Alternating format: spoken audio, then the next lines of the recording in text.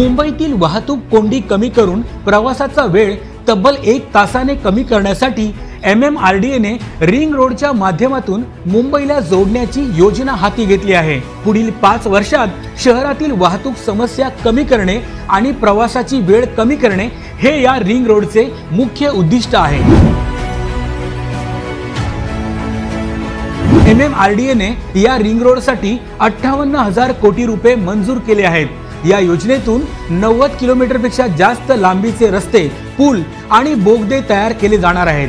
हे सर्व रस्ते मुंबई शहराला बाहेरील बाजूनी जोडतील आणि मुंबईतील उपनगरांना देखील मोठी कनेक्टिव्हिटी मिळेल। रिंग रोडमुळे उत्तरेकडे गुजरात आणि दक्षिणेकडे कोकण आणि पश्चिम महाराष्ट्रापर्यंतचा मुंबईकरांचा प्रवास सुलभ होणार आहे।